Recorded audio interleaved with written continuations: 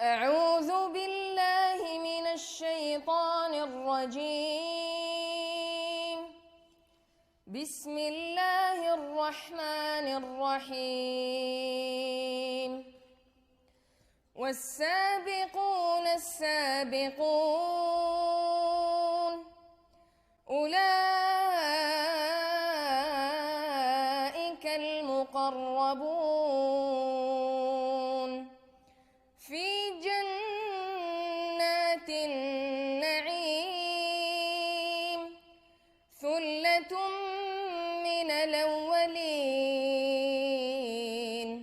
وقليل من الآخرين على سرر موضونة متكئين عليها متقابلين يطوف عليهم ولدان مخلدون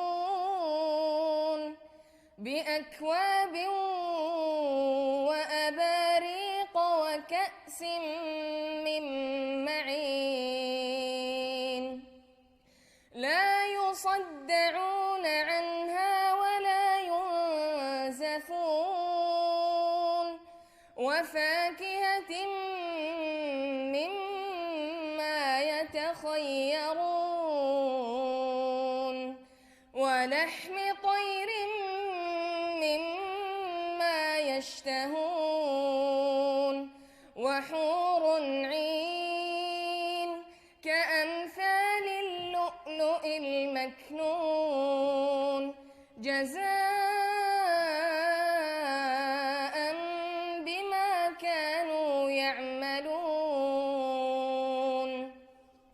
لا يسمعون فيها لغوا ولا تاثيما إلا قيلا سلاما سلاما. Yang semoga dengannya Allah menambahkan kepada kita ilmu yang bermanfaat serta menerima seluruh amal saleh yang kita kerjakan. Salawat serta salam semoga selalu tercurah dan terlimpahkan kepada tauladan kita Nabi yang mulia Muhammad sallallahu alaihi wasallam dan juga keluarga serta sahabat beliau dan orang-orang yang senantiasa mengikuti ajarannya hingga hari kiamat nanti. Bapak dan Ibu yang dirahmati oleh Allah, tentunya akhir kehidupan daripada seorang manusia adalah di dunia ini adalah kematian, di mana seseorang akan dicabut nyawanya. Setiap hamba yang bernyawa pasti akan dicabut nyawanya oleh Allah Subhanahu wa ta'ala, baik cepat ataupun lambat. Dan kehidupan dunia ini adalah sementara, di mana seorang hamba tidak akan hidup selamanya di dunia ini. Oleh karena itulah sebagai orang yang beriman, kita wajib untuk mempersiapkan diri untuk menghadapi kematian kita. Dan Rasulullah sallallahu alaihi wasallam menyatakan di dalam hadis yang sahih yang diriwayatkan oleh Ibnu Majah rahimahullah dari Ibnu Umar, Abdullah Ibnu Umar radhiyallahu anhuma, annahu qala kuntu ma'a Rasulillah sallallahu alaihi wasallam فجاءه رجل من الأنصار فسلم على النبي صلى الله عليه وسلم ثم قال يا رسول الله أي المؤمنين أفضل؟ قال أحسنهم خلقا. قال فأي المؤمنين أكيس؟ قال أكثرهم للموت ذكرا وأحسنهم لما بعده استعدادا أولئك الأكياس.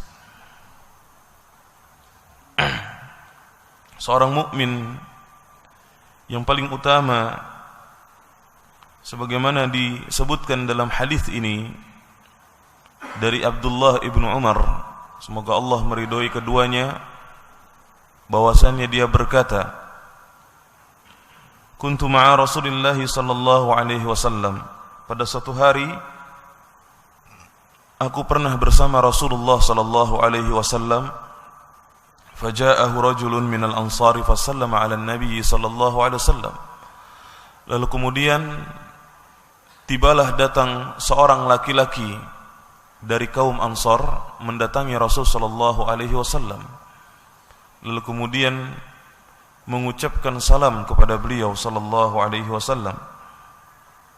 Thumma qala, kemudian laki-laki ini bertanya kepada Rasul sallallahu alaihi wasallam atau berkata kepada Rasulullah sallallahu alaihi wasallam, ya Rasulullah, ayyul mu'minina afdal? Wahai Rasulullah sallallahu alaihi wasallam, siapakah orang mukmin yang paling utama? Siapakah orang mukmin yang paling utama? Maka Rasulullah sallallahu alaihi wasallam mengatakan, ahsanuhum khuluqa. Orang mukmin yang paling utama adalah orang yang paling baik budi pekertinya. Orang mukmin yang paling utama adalah orang yang paling baik akhlaknya. Lalu kemudian orang tersebut bertanya lagi, fa ayyul mu'minina akyas? Lalu siapakah wahai Rasulullah sallallahu alaihi wasallam orang mukmin yang paling cerdas itu? Kalau tadi pertama pertanyaannya adalah orang mukmin yang paling utama, maka jawabannya adalah orang yang paling baik akhlaknya. Ini orang mukmin yang paling utama. Kemudian lelaki ini bertanya lagi kepada Rasulullah, fa ayyul mu'minina akyas?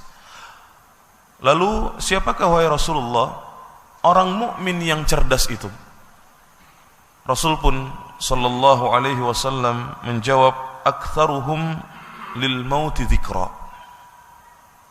Orang mukmin yang paling cerdas itu adalah orang yang paling banyak mengingat kematian di antara mereka, ya. Orang mukmin yang paling cerdas adalah orang yang paling banyak mengingat kematian di antara mereka. Wa ahsanuhum lima ba'dahu isti'dadan. Dan orang mukmin yang cerdas itu adalah orang yang paling baik persiapannya, ya, setelah kematian. Dialah orang yang cerdas, kata Rasulullah sallallahu alaihi wasallam.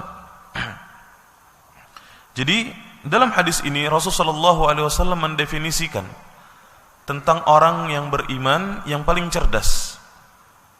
Definisi mukmin yang cerdas itu pertama adalah orang yang sering mengingat kematian di antara mereka. Dalam hadis riwayat Ibnu Majah, ya, pada riwayat yang lain Rasulullah sallallahu alaihi wasallam bersabda, aktsiru zikri hadzimil ladzat. Perbanyaklah oleh kalian untuk mengingat pemutus nikmat. Pemutus nikmat di dunia ini tidak lain adalah kematian. Yang mana artinya jika seseorang meninggal dunia, maka kenikmatan-kenikmatan yang sebelumnya dia rasakan, kenikmatan-kenikmatan yang sebelumnya dia dapatkan, itu semua akan dia tinggalkan. Tidak akan ikut bersama dia, ya, ke dalam kuburnya.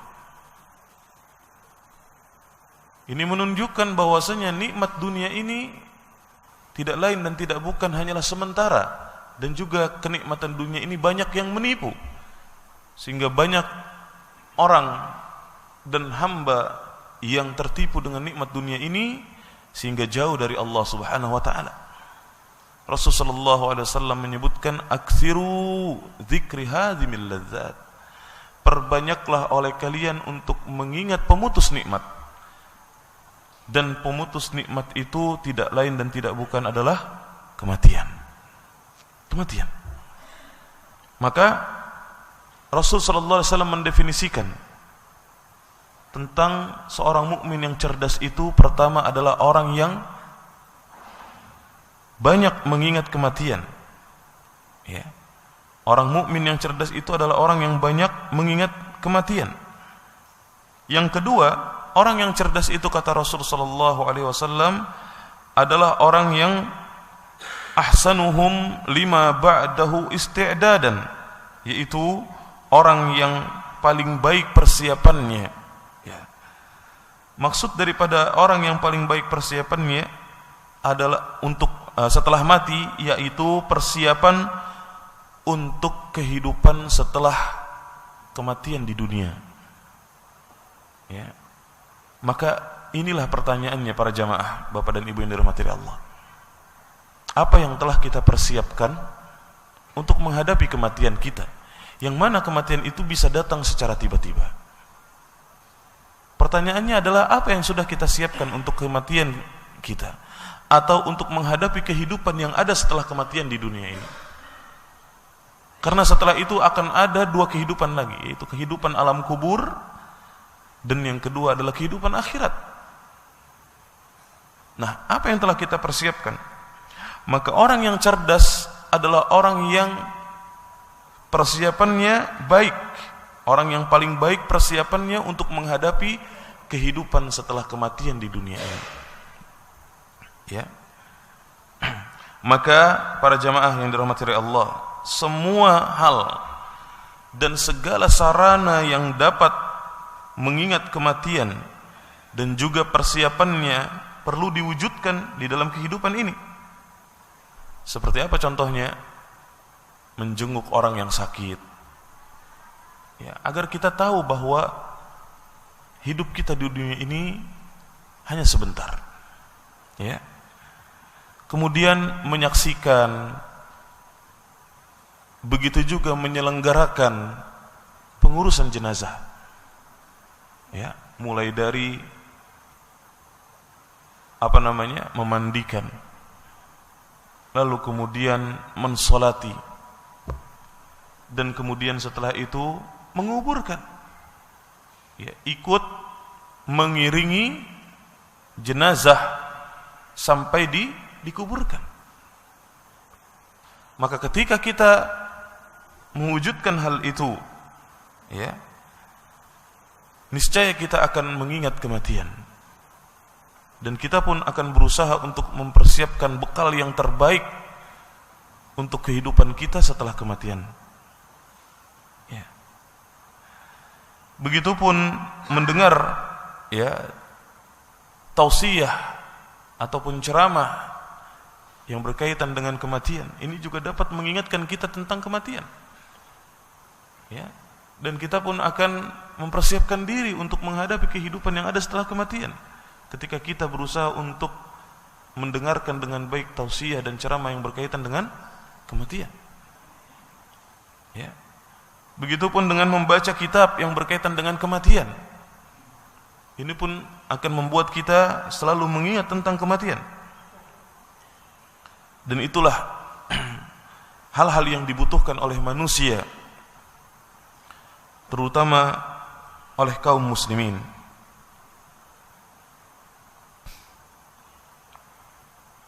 Para jamaah sekalian yang dirahmati oleh Allah, Imam Ad-Daqqaq rahimahullah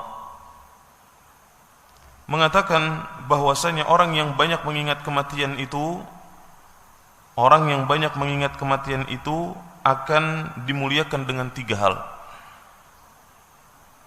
Orang yang banyak mengingat tentang kematian, dia akan dimuliakan dengan 3 perkara, kata Imam Ad-Daqqaq rahimahullah. Yang pertama, orang yang banyak mengingat tentang kematian, dia akan segera bertaubat kepada Allah dari seluruh dosa dan maksiat yang dia kerjakan. Karena tidaklah orang itu ditimpa dengan suatu bencana musibah ataupun akan diancam mendapatkan siksa dan azab, melainkan karena sebab dosa dan maksiat. Karena sebab dosa dan maksiat. Ya.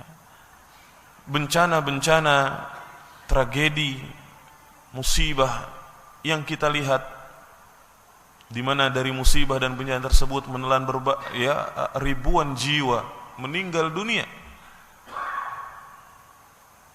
Ini untuk mengingat kematian dan menyemangati kita untuk bertaubat kepada Allah Subhanahu wa taala agar kita bisa mati dalam keadaan husnul khatimah, bertaubat dari dosa. Karena setiap manusia itu pasti melakukan dosa, Bapak dan Ibu yang dirahmati Allah. Tapi sebaik-baik orang yang melakukan dosa itu adalah orang yang bertaubat kepada Allah Subhanahu wa taala. Orang yang terbaik yang pernah melakukan kesalahan dan dosa adalah orang yang bertaubat, meminta ampun kepada Allah Subhanahu wa taala. Oleh karena itulah Allah taala berfirman, "Wa ma asabakum min musibatin fabima kasabat aydikum wa ya'fu an katsir." Allah taala mengatakan, "Wa ma asabakum min musibatin," dan tidaklah musibah itu menimpa kalian melainkan karena sebab perbuatan tangan kalian sendiri, yaitu banyak melakukan perbuatan dosa dan maksiat, sehingga banyak jiwa yang hilang, banyak jiwa yang meninggal karena sebab turunnya musibah dan bencana yang diakibatkan karena atau yang disebabkan karena perbuatan dosa dan maksiat. Sehingga kata Ali bin Abi Thalib radhiyallahu anhu, "Ma nuzzila bala'un illa bi dzambin wala rufi'a bala'un illa bi taubatin." Tidaklah suatu musibah itu turun, tidaklah suatu bencana itu datang melainkan karena sebab perbuatan dosa manusia. Tidaklah suatu musibah, suatu bencana itu diturunkan oleh Allah Subhanahu wa taala melainkan karena sebab apa? Perbuatan dosa dan maksiat. Wala rufi'a bala'un illa bitaubatin, dan tidaklah suatu bencana, suatu musibah itu diangkat oleh Allah Subhanahu wa taala melainkan karena perbuatan taubat yang dilakukan oleh hamba yang melakukan dosa dan maksiat. Maka orang yang selalu mengingat tentang kematian, kita mengambil ibrah, mengambil pelajaran Bapak dan Ibu yang dirahmati Allah dari bencana, dari musibah yang diturunkan oleh Allah Subhanahu wa taala, yang didatangkan oleh Allah Subhanahu wa taala, sehingga banyak jiwa yang hilang, banyak nyawa yang hilang, sehingga kita mengingat kematian itu sangat dekat. Kita mengambil pelajaran Bapak dan Ibu yang dirahmati Allah dari musibah yang menimpa di negeri kita ini, di Lombok, di Palu. Siapa yang menyangka tiba-tiba tsunami datang? Siapa yang menyangka tiba-tiba tanah itu bisa berjalan, bergetar, bahkan jalan yang kokoh itu bisa terbelah. Musibah yang memisahkan anak dengan orang tuanya, musibah yang memisahkan suami dari istrinya, musibah yang memisahkan antara seseorang dengan sanak familinya, dengan teman-temannya. Siapa yang menyangka? Tidak ada yang menyangka. Hal itu datang tiba-tiba. Datang tiba-tiba. Maka tidaklah suatu musibah itu diangkat oleh Allah kecuali dengan cara bertaubat kepadanya. Dan ini adalah merupakan kemuliaan yang akan didapat oleh orang-orang yang selalu mengingat kematian. Kita mengambil pelajaran dari musibah yang datang di Lombok, di Palu. Kita mengambil pelajaran bahwa kematian itu dekat dan kita harus segera untuk bertaubat kepada Allah Subhanahu wa taala. Kemudian yang kedua, orang yang banyak mengingat kematian, dia akan dimuliakan dengan yang kedua, hati yang qanaah. Hati yang selalu merasa cukup atas pemberian Allah Subhanahu wa taala yang ada padanya. Dia akan selalu merasa cukup atas pemberian Allah, sehingga dia pun selalu bersyukur kepada Allah dan bersabar ketika mendapati sesuatu yang tidak sesuai dengan keinginannya. Ini yang kedua. Dan yang ketiga, Orang yang banyak mengingat kematian, dia akan dimuliakan dengan giat beribadah, rajin beramal soleh. Ya. Karena tahu bahwa ketika dia mengingat kematian, hidup dia di dunia ini tidak lama, hanya sebentar, sehingga dia pun akan rajin beribadah, rajin beramal soleh. Sebaliknya, orang yang jarang mengingat kematian itu akan dihinakan dengan 3 perkara. Ya, sebaliknya, orang yang jarang mengingat kematian, orang yang tidak mengambil ibrah, pelajaran dari kematian, dia akan dihinakan dengan 3 perkara. Yang pertama apa? Dia akan menunda-nunda taubat. Ya. Dia akan menunda-nunda taubat, menyepelekan taubat, merasa bahwa dia akan hidup lama di dunia ini, padahal tidak. Ya. Yang kedua, orang yang jarang mengingat kematian, dia akan dihinakan dengan apa? Hati yang selalu merasa tidak cukup. Ya, tidak qanaah. Hati yang selalu merasa kurang. Selalu merasa kurang dan selalu berambisi mengejar dunia. Seakan-akan dia akan hidup selamanya di dunia ini dengan kenikmatan-kenikmatan yang ada di dunia ini. Terlalu berambisi mengejar dunia, sehingga dia pun menghalalkan berbagai macam cara untuk mendapatkan keinginan dunianya. Ini yang kedua. Dan yang ketiga, orang yang jarang mengingat kematian akan dihinakan dengan apa? Malas beribadah. Ya, malas beribadah. Para jamaah sekalian yang dirahmati oleh Allah, ya.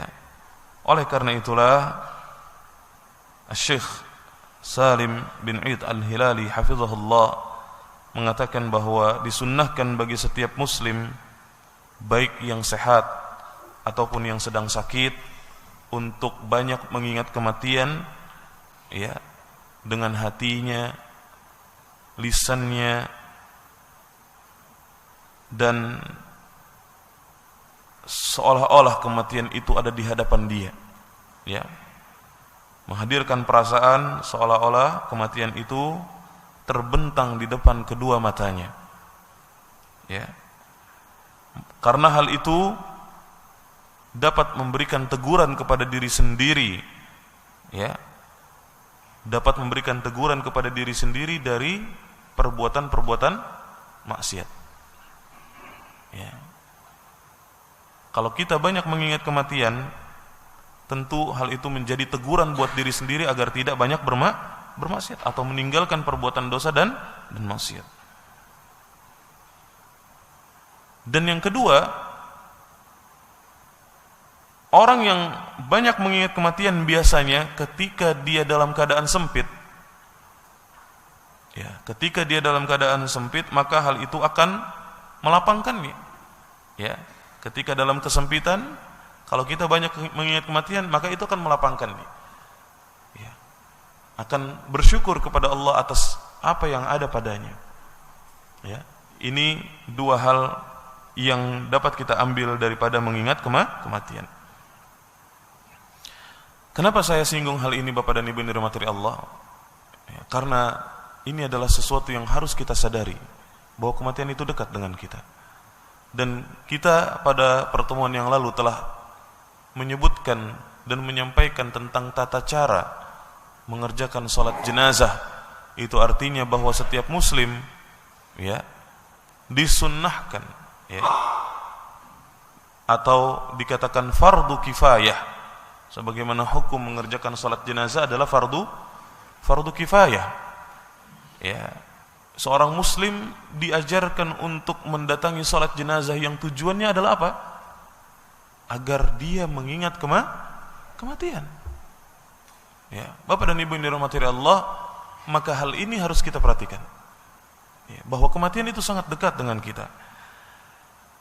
Oleh karena itulah, tentunya agama Islam yang bersifat paripurna ini, yang menyentuh seluruh aspek kehidupan manusia dari sejak dia menghirup udara pertama di dunia sampai akhirnya dikubur, ya, yang menjadi huniannya, telah menjelaskan kepada kita hal-hal yang harus kita perhatikan ya, ketika seseorang itu dalam keadaan dekat dengan kematian, di mana tadi sudah kita katakan bahwa orang yang beriman harus mengingat kematian, terutama ketika dia sedang sakit, terutama ketika dia sedang sakit ya. Dan hal-hal yang harus diketahui oleh orang yang sedang sakit, pertama adalah rela terhadap takdir Allah Subhanahu wa taala, bersabar kepada Allah dan berserah diri kepadanya, yang membuat dia harus berprasangka baik kepada Allah atas sakit yang menimpa dia, atas sakit yang menimpa dia. Ini yang pertama harus diyakini dan dikerjakan oleh orang yang sakit ya, harus rela terhadap takdir Allah Subhanahu wa taala. Kemudian yang kedua, dia harus berusaha untuk berobat, tidak diam ketika sedang sakit, dia harus berusaha untuk berobat. Kenapa? Karena tidaklah Allah menurunkan penyakit melainkan Allah turunkan juga apanya? Obat penawarnya ya. Ma anzalallahu da'an illa anzala lahu shifa, sebagaimana yang diriwayatkan oleh Imam Al-Bukhari. Tidaklah Allah menurunkan sebuah penyakit melainkan Allah turunkan juga bersamanya obat penawar ya, obatnya. Dan Rasulullah SAW juga bersabda dalam hadis yang dikeluarkan oleh Imam Al-Haythami, innallaha khalaqad da'a wad dawa fatadawaw wala tadawaw bil haram. Sesungguhnya Allah Subhanahu wa taala menciptakan penyakit dan obatnya, maka berobatlah kalian, tetapi janganlah kalian berobat dengan yang haram. Artinya apa? Orang yang sakit itu harus berusaha untuk berobat, bukan diam. Ya, bukan diam. Itu adalah salah satu ikhtiar dia untuk mendapatkan kesehatan. Dan yang ketiga, para jamaah sekalian, seseorang itu tidak boleh mengharapkan kematian, apapun kondisinya. Sekalipun dia sedang mengalami sakit yang parah.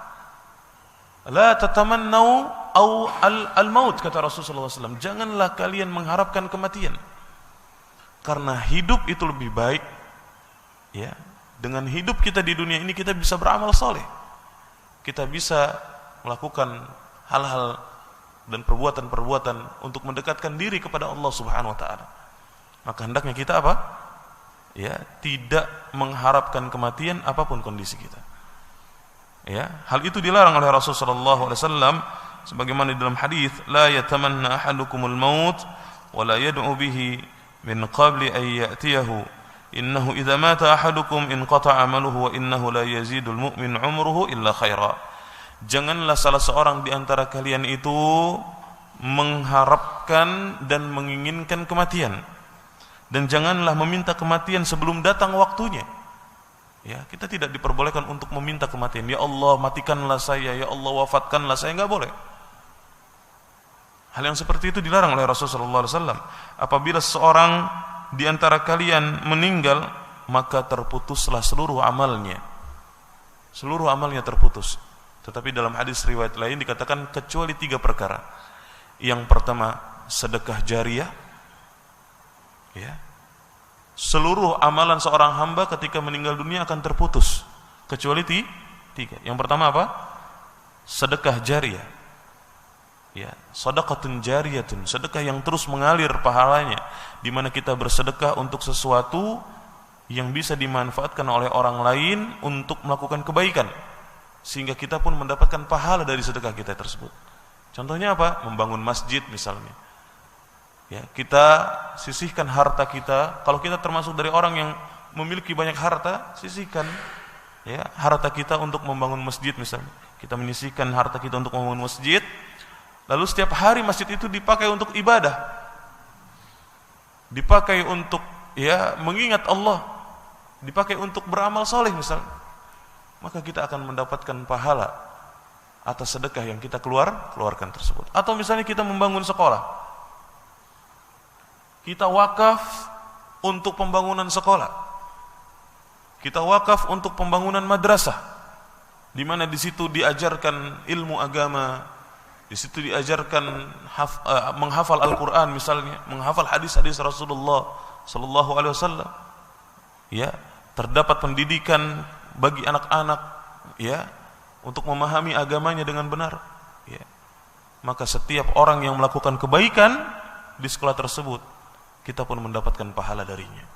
Ini yang disebut dengan sedekah jariyah. Ya, atau kita memberikan sesuatu kepada seseorang yang memang membutuhkan. Misalnya ada seorang guru ya di mana dia tidak memiliki transport ya, alat transportasi. Dia harus menempuh perjalanan dari rumah ke sekolahnya dengan angkutan umum. Lalu kemudian kita sisihkan harta kita, kemudian kita belikan motor untuknya.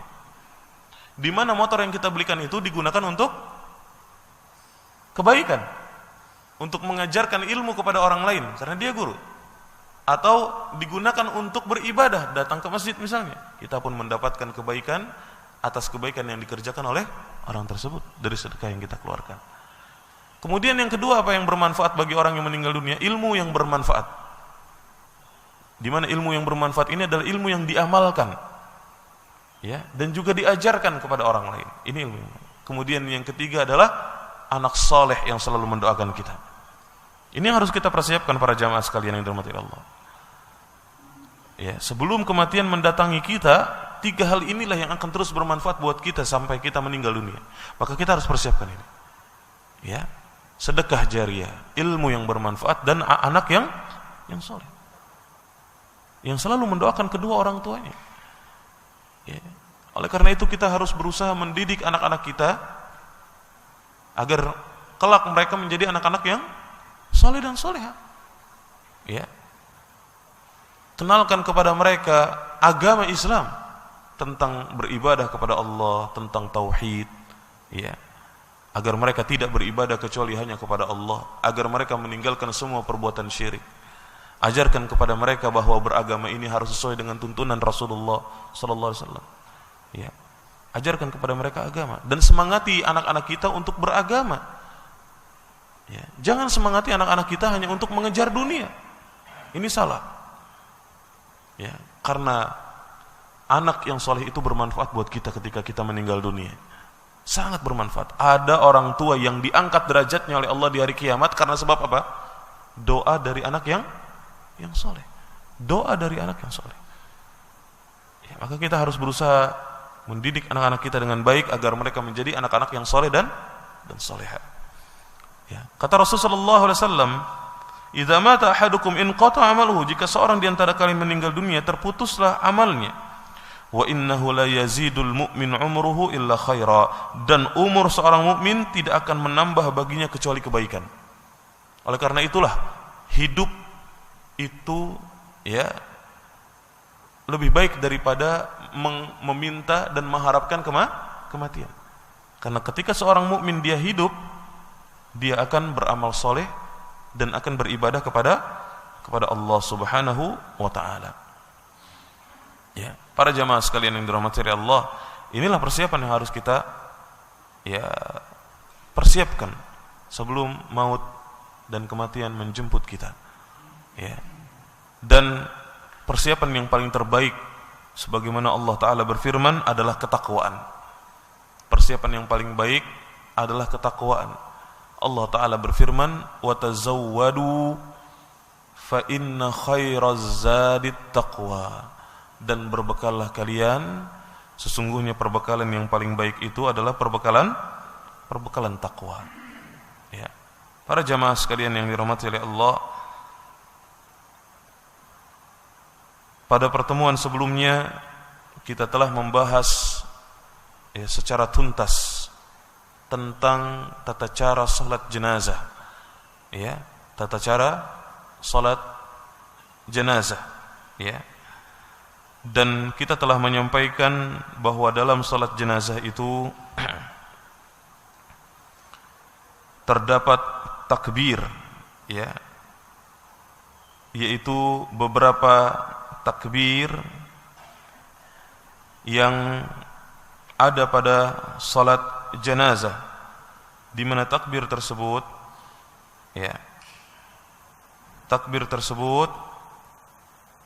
ada beberapa,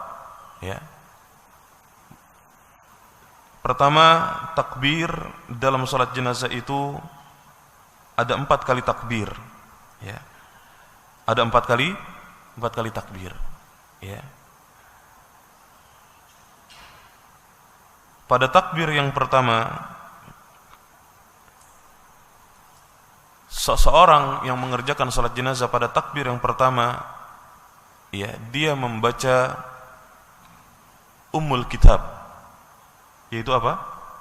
Surat Al-Fatihah, dengan berta'awuz terlebih dahulu, lalu kemudian membaca surat Al-Fatihah dari Bismillahirrahmanirrahim sampai Waladdallin.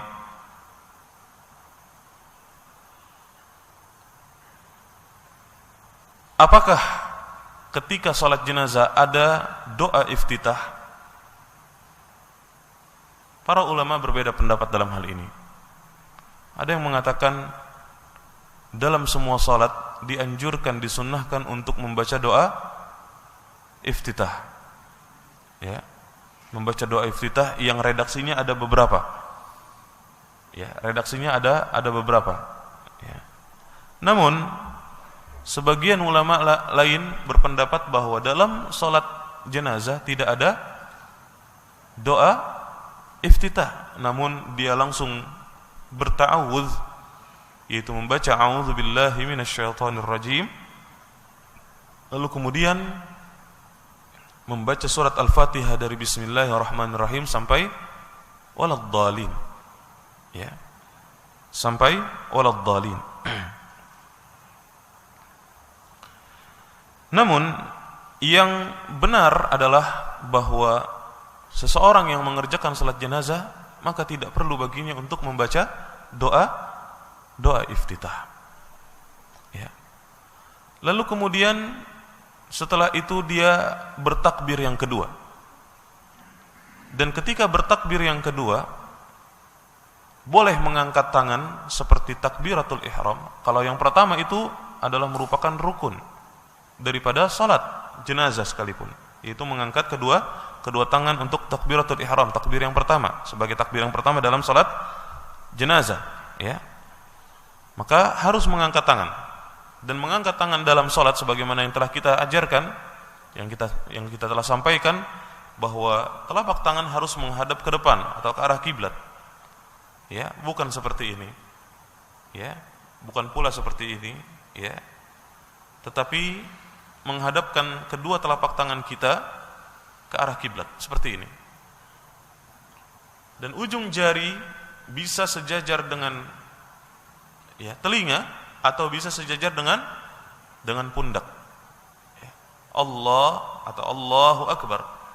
Lalu kemudian bersedekap, yaitu meletakkan tangan kanan di atas tangan kiri di dada. Ini yang disebut dengan bersedekap. Lalu kemudian pada takbir yang pertama tadi sudah kita jelaskan, membaca surat Al-Fatihah diawali dengan ta'awudz. Lalu kemudian setelah itu takbir yang kedua. Pada takbir yang kedua seseorang boleh melakukan di antara dua pekerjaan. Boleh mengangkat kedua tangannya atau diam saja. Boleh mengangkat kedua tangannya atau diam saja. Allahu Akbar, ini takbir yang kedua, atau diam saja kemudian membaca Allahu Akbar, atau diam saja. Boleh kedua-duanya diamalkan, karena terdapat hadis yang sahih berkaitan dengan dua pekerjaan tersebut.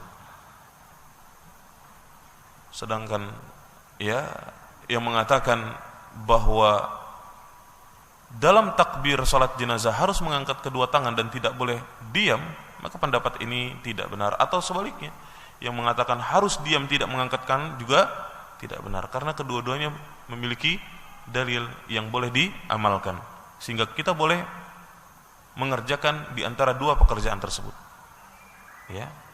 mengangkat tangan atau diam. Yang tidak boleh itu adalah kalau kita melepaskan tangan, tidak bersedekap, ini yang nggak boleh. Allahu Akbar, ini pendapat yang sangat lemah. Ini pendapat yang lemah.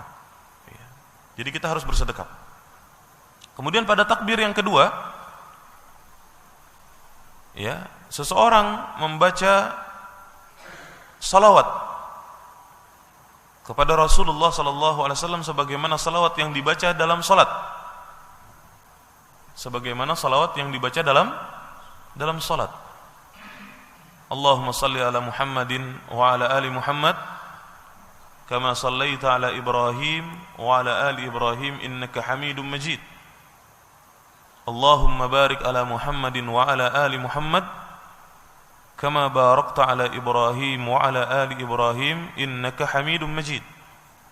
Bapak dan Ibu yang dirahmati Allah, adapun menambahkan kata sayyid dalam penyebutan Muhammad, Allahumma salli ala sayyidina Muhammadin, ya, penyebutan kata sayyid dalam menyebut nama Nabi Muhammad sallallahu alaihi wasallam dalam, ya, suatu ibadah, maka hal ini tidak diperbolehkan. Ya. Adapun ketika kita menyebutkan Nabi Muhammad di luar ibadah, seperti misalnya dalam ceramah seperti ini, maka tidak mengapa kita menyebutkan Sayyiduna Muhammad sallallahu alaihi wasallam. Adapun dalam ibadah, maka kita tidak boleh menambahkan dengan Sayyid. Ya, karena ibadah itu tauqifiyah. Ya, ibadah itu adalah tauqifiyah, sehingga kita tidak boleh menambahkan sesuatu yang tidak diajarkan oleh Rasulullah sallallahu alaihi wasallam dan tidak pula dikerjakan oleh para sahabatnya radhiyallahu anhum ajmain. Adapun ketika kita di luar salat, maka tidak mengapa kita mengucapkan nabi kita Sayyiduna Muhammad sallallahu alaihi wasallam, maka hal ini tidak mengapa. Sekalipun dalam salawat, asalkan itu tidak di dalam salat. Seperti misalnya ketika kita ceramah mengawali dengan, ya, alhamdulillahirabbil alamin wassalatu wassalamu ala sayyidina Muhammadin wa ala alihi wa sahbihi ajmain, maka tidak mengapa. Ya, kalau itu di luar salat. Tapi kalau dalam salat, maka sebaiknya kita tinggalkan karena hal itu tidak pernah dilakukan, ya, oleh Rasulullah SAW ataupun para sahabatnya. Ya, jadi kita membaca salawat kepada Rasulullah SAW sebagaimana yang diajarkan oleh beliau, dan salawat yang paling sempurna adalah salawat Ibrahimiyah yang barusan kita baca, yaitu Allahumma salli ala Muhammadin wa ala ali Muhammad kama sallaita ala Ibrahim wa ala ali Ibrahim innaka Hamidum Majid. Allahumma barik ala Muhammadin wa ala ali Muhammad kama barakta ala Ibrahim wa ala ali Ibrahim innaka Hamidum Majid. Kalau kita mau bersalawat di luar salat, maka enggak apa-apa kita menambahkan dengan sayyid, asalkan tidak menjadikannya sebagai keharusan. Ya, tidak menjadikannya sebagai keharusan dalam bersalawat kepada Rasulullah SAW atau menyebut nama beliau. Ya. Tidak mengapa kita mengucapkannya ketika itu di luar ibadah, di luar salat. Ya, adapun di dalam salat maka kita tinggalkan. Bersalawat setelah takbir yang kedua. Kemudian setelah takbir yang ketiga, Allahu Akbar, ya, kita berdoa untuk mayit. Ya, berdoa untuk mayit. Begitupun setelah takbir yang keempat, Allahu Akbar, kita pun berdoa untuk mayit sampai takbir-takbir yang berikutnya. Dan kita menyebutkan bahwa takbir dalam salat jenazah maksimalnya sampai berapa? Sampai 9 kali takbir, dan semua itu, ya, pernah dilakukan oleh Rasulullah sallallahu alaihi wasallam ataupun sahabat beliau radhiyallahu anhum ajmain. Maka pada takbir yang ketiga sampai seterusnya semuanya berisi dengan doa. Adapun pada takbir yang terakhir, entah itu ketika 4 kali takbir atau lebih dari itu, pada takbir yang terakhir kita boleh berdoa atau boleh langsung salam. Ya, pada takbir yang terakhir. Ya, kalau misalnya 4 kali takbir, berarti yang keempat, setelah takbir yang keempat Allahu Akbar, maka kita boleh untuk langsung salam atau berdoa lagi. Ya, berdoa lagi atau langsung salam. Ya. Atau takbirnya lebih dari 4 kali, misalnya 6 kali misalnya. Ya, maka pada takbir yang ke-6 boleh berdoa lagi atau boleh langsung salam. Adapun macam-macam doa jenazah dalam berkaitan dengan doa terkait jenazah, ya. Pertama yang harus kita tahu dan fahami adalah ketika seseorang itu akan meninggal dunia, maka kita diperintahkan untuk mentalqin orang yang akan meninggal dunia. Dan mentalqin, sekali lagi saya ingatkan, bukanlah membacakan la ilaha illallah kepada orang yang akan meninggal dunia. Tetapi mentalqin itu adalah membimbing orang yang akan meninggal dunia agar mengucapkan syahadat atau la ilaha illallah. Ya, mengucapkan kalimat tauhid la ilaha illallah. Kenapa demikian? Karena yang terhitung adalah orang yang meninggal dunia mengucapkan la ilaha illallah, bukan dia dibacakan la ilaha illallah oleh orang yang masih hidup, bukan.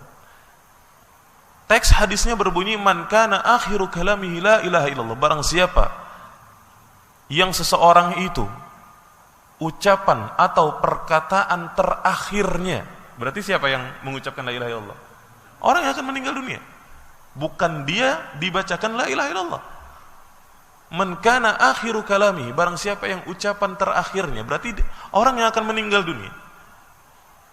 Seseorang yang akan meninggal dunia kemudian dia mengucapkan la ilaha illallah di akhir hayatnya, maka dia dijamin masuk surga oleh Allah Subhanahu wa taala. Maka mentalkin itu adalah membimbing, ya, membimbing orang yang akan meninggal dunia atau mengajari orang yang akan meninggal dunia untuk membaca la ilaha illallah, ya. Nabi sallallahu alaihi wasallam bersabda, laqinu mautakum bila ilaha illallah. Talqinkanlah, ajarkanlah atau bimbinglah orang yang hendak meninggal di antara kalian dengan ucapan la ilaha illallah. Karena orang yang meninggal dunia sedangkan kalimat terakhirnya adalah la ilaha illallah, maka dia akan masuk surga, ya, di suatu saat nanti di akhirat. Meskipun ya di akhirat dia diazab terlebih dahulu atas dosa-dosanya, tetapi ya dia pasti akan masuk ke dalam surga. Pasti akan masuk ke dalam surga. Ya. Hadis ini menunjukkan bahwa talqin yang diajarkan Nabi sallallahu alaihi wasallam adalah dilakukan sebelum orang meninggal dunia, bukan setelah meninggal. Ya, bukan setelah meninggal dunia. Ya. Dan mentalqin, mengajarkan dan membimbing orang yang akan meninggal dunia agar mengucapkan la ilaha illallah, tidak cukup hanya sekali kita katakan la ilaha illallah, terus dibimbing sampai dia mengucapkan kalimat tersebut. Ya. Kemudian ketika meninggal dunia, para jamaah yang dirahmati Allah, ya, apabila matanya masih terbuka, hendaknya kita memejamkan mata orang yang sudah meninggal dunia, ya, dengan mendoakan orang tersebut sebagaimana yang diajarkan oleh Nabi sallallahu alaihi wasallam dalam hadis riwayat Muslim, di mana Rasulullah sallallahu alaihi wasallam mengajarkan Allahumma ighfir li fulan, Allahumma ighfir li siapa gitu, ya. Misalnya Fuad misalnya, Allahumma ighfir li Fuad, ya. Warfa' darajatahu fil mahdiyyin wakhlufhu fi aqibihi fil ghabirin waghfir lana wa lahu ya rabbal alamin wafsah lahu fi qabrihi wa nawwir lahu fihi. Ini doa yang kita baca ketika seseorang meninggal dunia, ya, lalu kemudian matanya masih terbuka, kemudian kita menutupnya sambil membaca doa ini. Ya, insyaallah nanti setelah kajian atau di waktu yang mendatang saya akan kumpulkan doa-doanya dan kita akan share nanti kepada para jamaah sekalian. Ya. Jadi ini yang dibaca ketika kita memejamkan mata jenazah. Yang mana intinya adalah kita mendoakan kebaikan. Kita mendoakan kebaikan untuk jenazah tersebut, untuk mayit tersebut. Ya. Hal ini pernah terjadi pada masa Rasulullah SAW, ya, ketika Abu Salamah meninggal dunia, sementara matanya masih terbelalak, masih terbuka. Kemudian Nabi SAW memejamkan kedua mata beliau, ya, lalu kemudian Rasulullah SAW bersabda, sesungguhnya ruh itu apabila dicabut, ya, dia akan diikuti oleh mata. Dia akan diikuti oleh mata.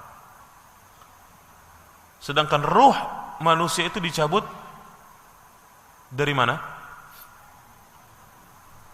Dari punduk, dari atas kepalanya, dari ubun-ubunnya sampai ke atas, sehingga dia akan melihat ke atas, matanya itu akan mengikuti ruh yang dicabut oleh malaikat. Innar ruh idza qubit tabi'ahul ain, atau kama qala Rasulullah SAW. Sesungguhnya ruh itu ketika dicabut maka akan diikuti oleh mata. Mata itu akan melihat ke atas karena ruh sedang dicabut. Seketika itu juga, kata Ummu Salamah, keluarga beliau banyak yang histeris. Ya, maka Nabi SAW berkata kepada mereka, janganlah kalian mendoakan keburukan, ya, untuk diri kalian, berdoalah yang baik. Sesungguhnya malaikat itu akan mengaminkan apa yang kalian doakan. Ya, para jamaah sekalian yang dirahmati Allah. Kemudian,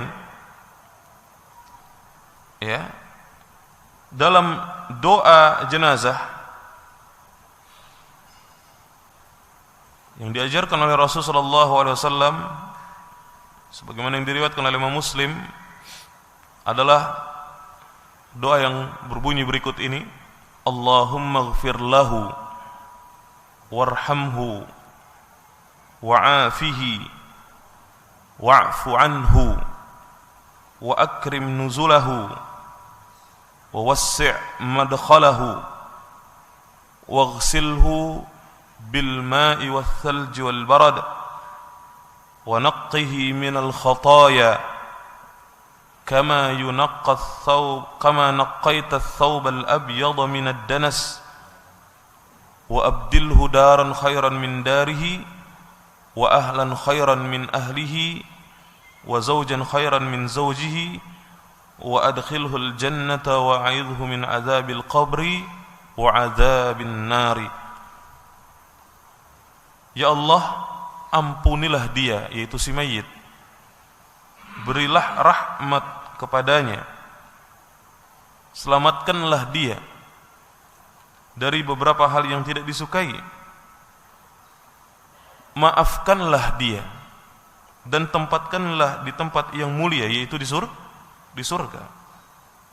Lapangkanlah kuburnya, mandikanlah dia dengan air, salju, dan air es. Bersihkanlah dia dari segala kesalahan sebagaimana engkau membersihkan baju yang putih dari kotoran. Gantikanlah rumah yang lebih baik dari rumahnya di dunia, keluarga yang lebih baik daripada keluarganya di dunia, istri atau pasangan suami yang lebih baik daripada pasangannya, dan masukkanlah dia ke dalam surga. Jagalah dan jauhkanlah dia dari siksa kubur dan siksa neraka. Kalimat dalam doa ini, Allahumma ighfir lahu, ya, huruf hu di sini adalah kata ganti untuk laki-laki apabila yang meninggal dunianya adalah laki-laki. Kalau yang meninggal dunianya adalah perempuan, maka diganti kata gantinya dengan ha. Allahumma ighfir laha warhamha wa'afiha wa'fu anha, dan seterusnya. Yang hu diganti jadi ha. Lalu bagaimana kalau yang meninggal dunia banyak? Hum, Allahumma ighfir lahum warhamhum wa'afihim wa'fu anhum, dan seterusnya. Ya, ini yang kita baca ketika doa dalam salat jenazah. Ya. Kemudian kita juga bisa berdoa dengan lafaz doa yang lain. Itu tadi yang pertama. Yang kedua, kita bisa berdoa dengan lafaz yang berbunyi Allahumma ighfir li hayyina wa mayyitina wa syahidina wa ghaibina wa saghirina wa kabirina wa dzakarina wa unthana. Allahumma man ahyaitahu minna fa ahyihi 'alal Islam wa man tawaffaitahu minna fa tawaffahu 'alal iman. Allahumma la tahrimna ajrahu wa la tudillana ba'dahu. Ya Allah, ampunilah orang yang hidup dan orang yang mati di antara kami, orang yang hadir dan orang yang tidak hadir, yang masih kecil dan yang sudah besar, laki-laki ataupun perempuan. Ya Allah, orang yang Engkau hidupkan di antara kami, hidupkan dengan memegang ajaran Islam, dan orang yang Engkau matikan di antara kami, maka matikan dengan memegang keimanan. Ya Allah, janganlah Engkau menghalangi kami untuk memperoleh pahala, dan janganlah Engkau sesatkan kami sepeninggalnya. Ya, hadisnya diriwayatkan oleh Imam Ibnu Majah, ya, dan disahihkan oleh banyak ulama. Ini doa yang ketiga. Yang kedua, ya. Doa yang ketiga, Allahumma inna fulan ibn fulanin fi zimmatik. Ya Allah, sesungguhnya si fulan bin fulan, kita sebutkan namanya. Misalnya, ya Allah, ya, sesungguhnya Allahumma inna Fuad bin Firdaus Sanusi misalnya, fi zimmatika, dalam tanggunganmu dan jaminan keamananmu, wa habli jiwarika, pelihara dia dari fitnah kubur dan siksa neraka, wa anta ahlul wafa'i wal haq, engkau adalah maha setia dan maha benar, faghfir lahu warhamhu innaka antal ghafurur rahim, ampunilah dan kasihanilah dia, sesungguhnya engkau maha pengampun dan maha penyayang. Ini lafaz yang ketiga untuk doa di dalam salat jenazah. Ya. Kemudian yang berikutnya, para jamaah sekalian,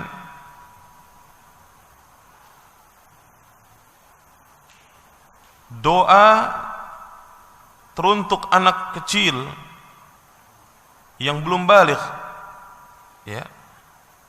Doa teruntuk anak kecil yang belum baligh ketika meninggal dunia.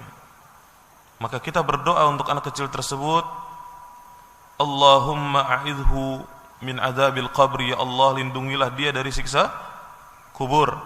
Atau dengan doa yang terkenal untuk doa anak kecil, yaitu Allahumma ja'alhu faratan wa dukhran liwalidayhi wa syafi'an mujaba, Allahumma thaqqil bihi mawazinahuma wa a'zim bihi ujurahuma walhiqhu bisalihil mu'minin waj'alhu fi kafalati Ibrahim wa qihi birahmatika 'adzabal jahim wa abdilhu daran khairan min darihi wa ahlan khairan min ahlihi, Allahumma ighfir li aslafina wa afratina wa man sabaqana bil iman. Ya, ini diantara doa yang kita baca untuk anak kecil. Atau Allahumma ja'alhu lana faratan wa salafan wa ajra. Ya Allah, jadikanlah kematian anak ini sebagai pahala yang didahulukan, simpanan dan pahala bagi kami. Ya. Dan doa-doa lain yang bisa kita baca, ya, saat mensolati seorang jenazah yang meninggal dunia. Ya. Jadi para jamaah sekalian yang dirahmati Allah, doa-doa ini bisa kita baca berulang-ulang kali dalam salat. Misalnya kita cuma hafal yang pertama, Allahumma ighfir lahu warhamhu wa'afi wa'fu anhu dan seterusnya. Maka kita ulang-ulangi, enggak apa-apa kalau kita hafalnya cuma satu. Tapi yang lebih baik adalah kita menghafal semua doa jenazah, sehingga doa tersebut kita baca dan kita doakan jenazah yang kita sedang sholati, ya, semakin banyak doa yang kita panjatkan untuk jenazah, maka semakin bermanfaat untuknya. Ya, semakin banyak doa yang kita baca, maka semakin bermanfaat untuk ya jenazah tersebut. Ya. Inilah doa-doa yang harus kita hafalkan, doa-doa yang harus kita baca di dalam salat jenazah kita. Dan seorang muslim harus menghafal doa-doa ini. Harus menghafal doa-doa ini. Kenapa demikian? Karena tentunya kita akan diuji dengan kematian. Kematian orang yang kita cintai, kematian orang yang kita sayangi, kematian teman kita, sahabat kita, ya, keluarga kita. Kita akan diuji dengan semua itu. Dan tentunya kalau kita tidak menghafal doa-doa ini, apa yang akan kita baca dan apa yang akan kita doakan untuk jenazah dan mayit. Oleh karena itulah Bapak dan Ibu yang dirahmati Allah, hendaknya kita menghafal doa-doa ini agar kita bisa mendoakan kebaikan untuk mayit, ya. Dan sebagaimana yang telah kita sampaikan sebelumnya, sekaligus mengulang kembali sedikit apa yang telah kita sampaikan di pertemuan sebelumnya, bahwa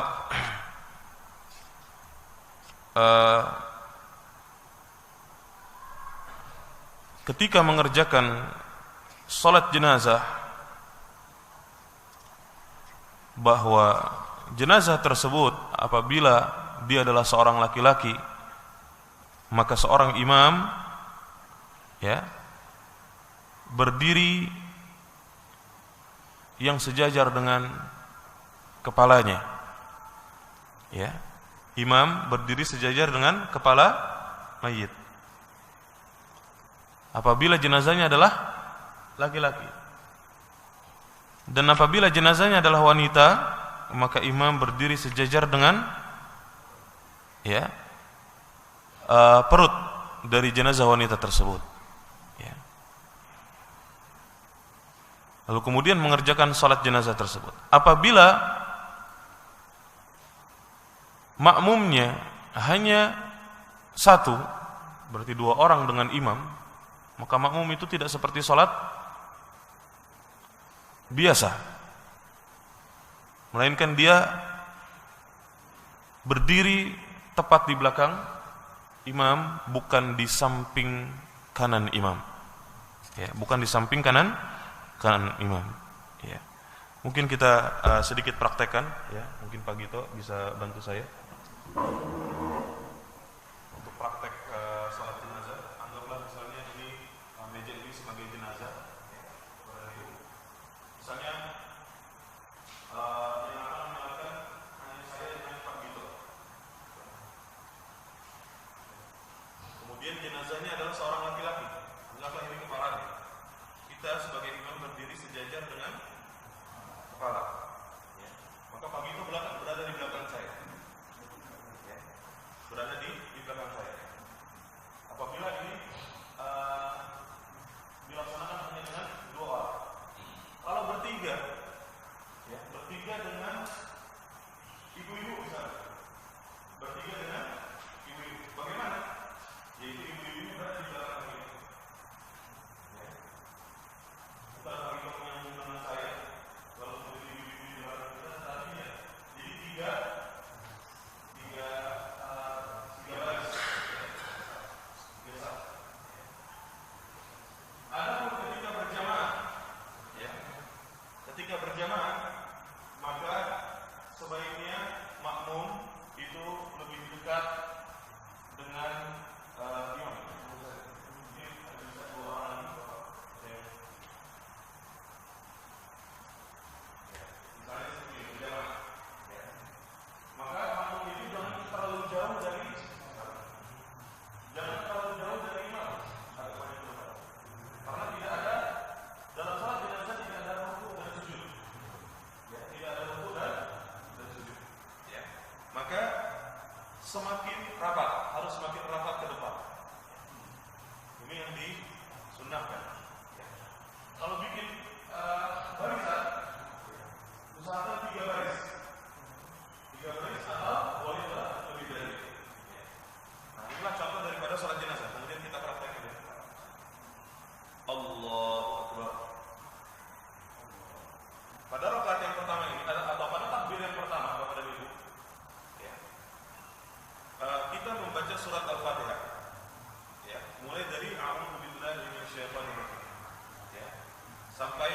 amin.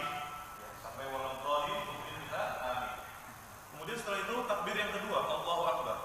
Boleh mengangkat kedua tangan, Allahu Akbar, atau diam saja, Allahu Akbar. Ya, seperti itu. Ya. Kemudian begitulah takbir yang ketiga dan keempat salam. Lalu pada salam, Bapak dan Ibu yang dirahmati Allah, ketika salam, maka ya boleh untuk salam hanya sekali. Kalau sekali berarti hanya tekanan saja. Assalamualaikum warahmatullahi. Lalu kemudian selesai. Ya. Dan boleh juga untuk mengerjakan salam sebanyak 2 kali. Assalamualaikum warahmatullahi. Assalamualaikum warahmatullahi. Jadi setahimlah praktek tadi kalau 3 kali itu akan bikin juga. Enggak. Sejajar. Ketika lebih dari 1 orang, maka dia sejajar di belakang. Tetapi kalau makmumnya hanya 1, maka makmum itu berada tepat di belakang imam. Tidak berada di samping kanan imam seperti sholat biasa. Inilah yang membedakan antara sholat jenazah dengan sholat yang lain. Makanya jangan sampai kita mengerjakan sholat biasa seperti sholat jenazah. Ya. Jangan sampai kita mengerjakan sholat biasa seperti sholat jenazah. Ya. Dalam sholat biasa, Bapak dan Ibu, pagi itu maaf. Dalam sholat biasa, ketika kita hanya berdua, imam dengan makmum, maka yang benar adalah makmum berada tepat di samping kanan kita dan merapatkan kakinya dengan imam. Inilah dalam sholat biasa yang benar. Ketika kita sholat hanya berdua, makanya saya bilang tadi, jangan sampai kita menyamakan sholat jenazah seperti sholat biasa, karena tentunya berbeda. Dan kebanyakan kaum muslimin, khususnya di negeri kita, ketika berjamaah, ya hanya dia dengan imam, dia memposisikan atau makmum itu memposisikan di belakang, imam di depan. Nah seperti ini. Seperti ini salah dari ini. Kenapa? Karena ini diriskan dengan sholat. Walaupun tidak tepat di belakang imam, dia jauh di belakang imam dan tidak tenang. Jadi yang berada, jangan menyamakan antara sholat jenazah dengan sholat biasa. Ya.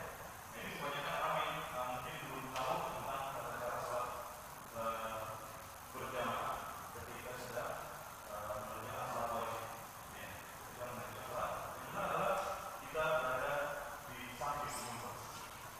Dan posisi imam adalah di kiri, lalu kemudian makmum di kanan.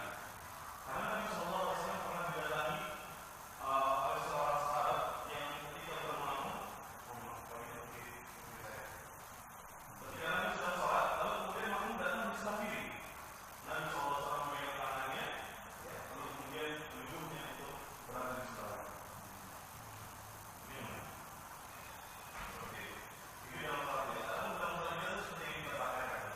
Itu berada di belakang. Makmumnya di belakang, sama seperti sholat biasa.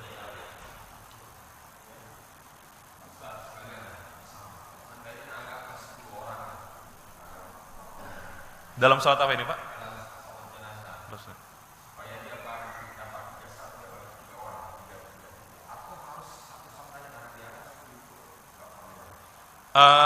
Dalam ketentuan shaf itu ya adalah ketika yang menghadiri sholat jenazah itu orangnya banyak.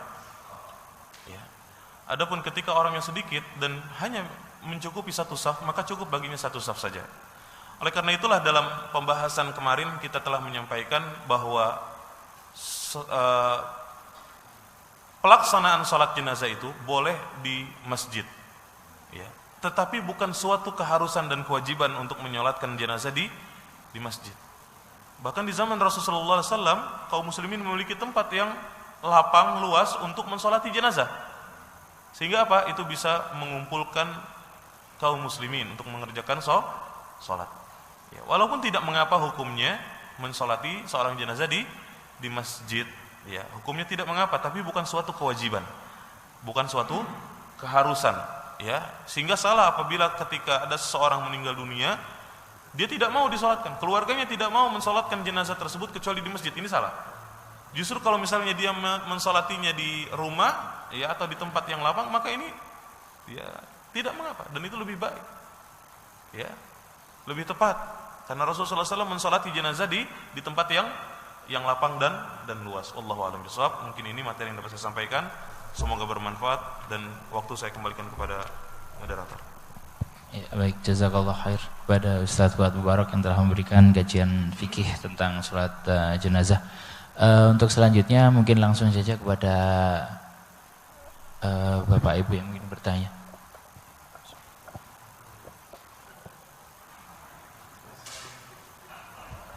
Seberat.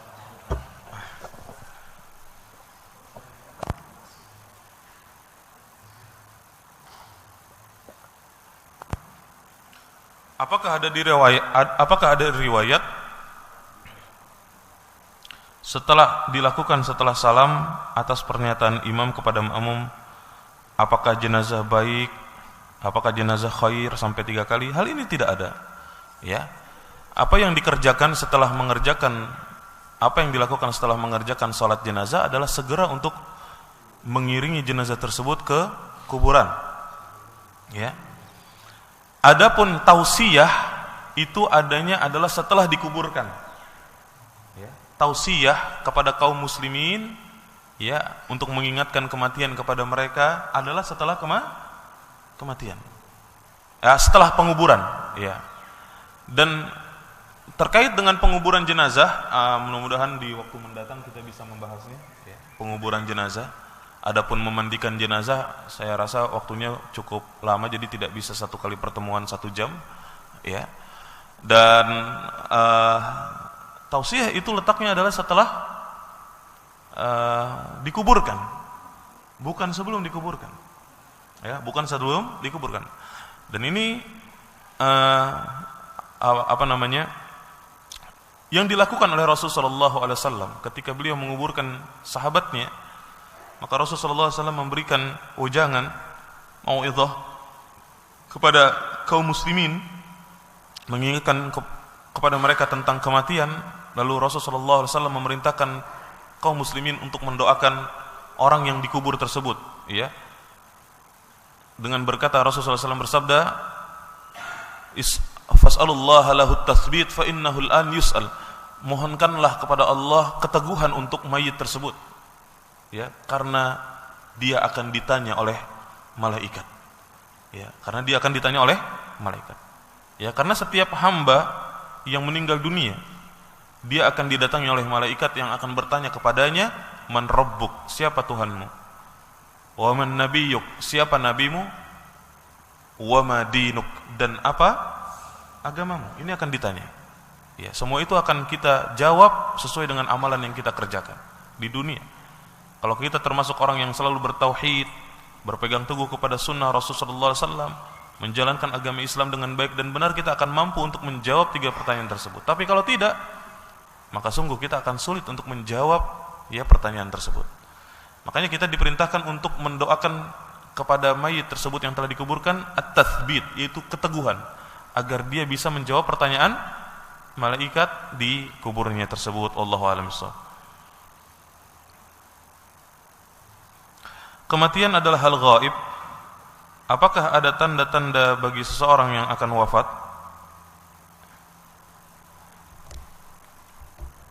Kalau kita bahas banyak nih. Ya, banyak. Ini satu materi tentang tanda-tanda seseorang yang akan wafat. Ya.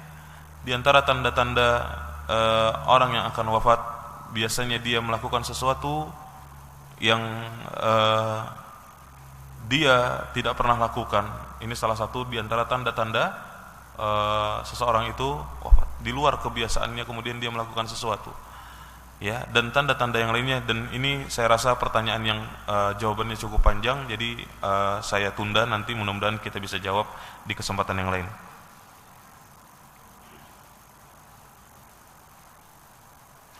Dalam penyelenggaraan salat jenazah, setelah jenazah disalatkan ketika di masjid, apakah ada doa lagi? Karena setelah didoakan dalam salat, begitu juga di tempat pemakaman ada doa lagi oleh yang mengantar atau doa secara sendiri-sendiri. Iya. Jadi kalau setelah disalatkan, Ya, setelah jenazah itu disolatkan, maka kaum muslimin harus segera mengantarkan jenazah tersebut ke kuburan untuk dikuburkan. Baru setelah dikuburkan, setelah dikuburkan, maka orang yang berilmu di antara mereka atau waliul amr, pemimpin, penguasa, menyuruh kaum muslimin untuk mendoakan si mayit tersebut. Dan doanya dilakukan sendiri-sendiri. Doanya dilakukan sendiri-sendiri, yaitu ketika setelah dikuburkan. Adapun setelah sholat jenazah, maka tidak ada lagi untuk doakan mayit tersebut. Yang ada adalah segera untuk mengantarkan jenazah tersebut ke kuburan. Allahu a'lam bishawab. Cukup? Iya. Karena waktunya mungkin sudah agak siang, nanti mungkin sekiranya mungkin ada pertanyaan mungkin bisa secara pribadi setelah forum ini. Baik, mungkin kami dari DKM Al-Dzikri berencana untuk mengadakan daurah janais bagi jamaah mungkin yang berminat bisa nanti mendaftar untuk kita koordinir, dan kita belum tahu mungkin kapan waktunya karena Ustadz lagi mungkin banyak jadwal gitu. Yaitu berkaitan dengan nantinya untuk penguburan dan mungkin memandikan agar bisa untuk melakukannya kepada mungkin keluarganya sendiri yang sudah meninggal. Baik, dari saya sebagai moderator, apabila ada kesalahan mohon maaf. Mari kita akhiri dengan membaca doa kafaratul majelis bersama-sama. Subhanakallahumma wa bihamdika asyhadu an la ilaha illa anta astaghfiruka